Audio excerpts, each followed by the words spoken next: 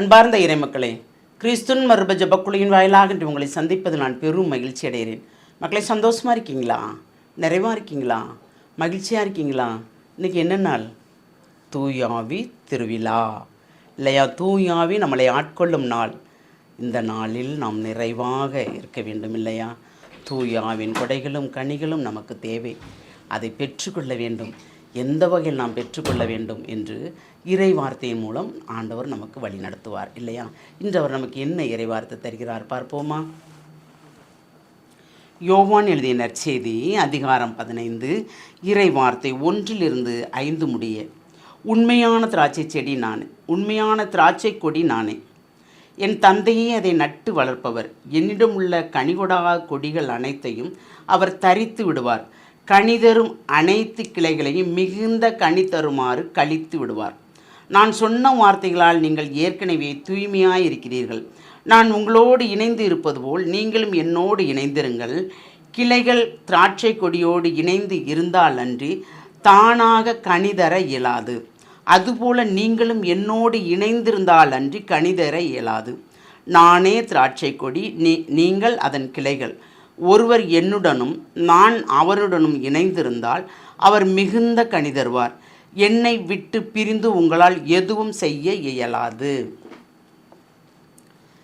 என்னை விட்டு பிரிந்து உங்களால் எதுவும் செய்ய இயலாது. உண்மைதானே? தூய ஆவியானவர் நம்மளோடு இருக்கும்போது நாம் அனைத்தும் நிறைவாக செய்யலாம். தூய ஆவி நம்மிடம் இல்லை என்றால் நாம் எதுவுமே செய்ய முடியாது. தீமைக்கு என்னது கிடைக்கும்? தீமை தான் கிடைக்கும் இல்லையா? அப்போ உண்மையான திராட்சை கொடி இறைவன். அதோடு இணைந்து இருப்பவர்கள் நாம். அவரோடு இணைந்து இருக்கும்போது நல்ல கனி தர வேண்டும்.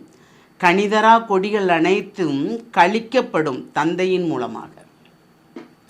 கனி தருகின்ற இயேசுவோடு இணைந்து நடக்கின்ற போது கனி தருகின்ற கொடிகள் அனைத்தும் மிகுந்த கனி தரும்படி அவர் ஆசீர்வதிக்கிறார். நாம் மிகுந்த கனி தரும் கொடிகளா, செடிகளா, கனி தராதவர்களா? நம்மிடம் தானே இருக்கிறது எல்லாமே இல்லையா? எந்த நிலையில் இருக்கிறோம்? நாம் எந்த வகையில் வாழ்கிறோம்? இயேசுவோடு இணைந்து அவரோடு இணைந்து நடந்தோம் என்றால் நாம் உண்மையான கனி தரும் மரங்கள், செடிகள், கொடிகள் இல்லையா?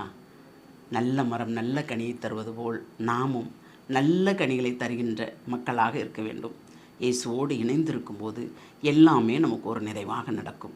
அந்த நிறைவைத்தான் நாம் எப்பொழுதும் இறைவனிடம் கேட்கிறோம். நிறைவு என்ற வார்த்தை நம்மிடம் வர வேண்டும் மக்களே.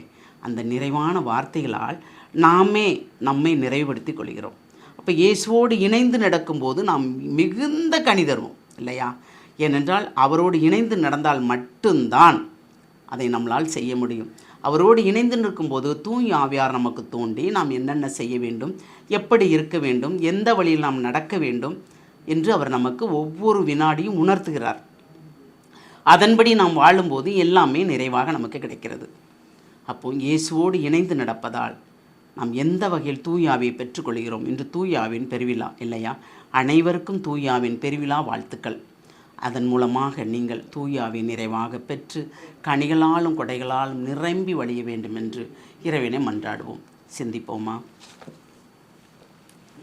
தாயும் தந்தையுமான இறைவா, தூயாவின் வல்லமை கொண்டு நீர் எங்களை நிரப்பி அன்று அன்னை மரியாளின் மூலமாக அனைவரும் ஒன்று கூடி ஜெபிக்கின்ற நேரத்தில் தூய ஆவியானவர் அனைவருக்கும் ஆசி பொழிந்து ஒவ்வொருவரும் ஆண்டவரே தூயாவை பெற்றுக்கொண்டபடி நிறைவாக ஒவ்வொருவர் மொழியில் பேசினாலும் அவரவர் மொழியில் பேசினாலும் அனைத்தையும் ஒன்றாக அவரவருக்கு தேவைக்கேற்ப கேட்பதற்குண்டான ஆற்றலையும் வலிமையும் கொடுத்த தேவனை உமக்கு நன்றி கூறுகிறோம்.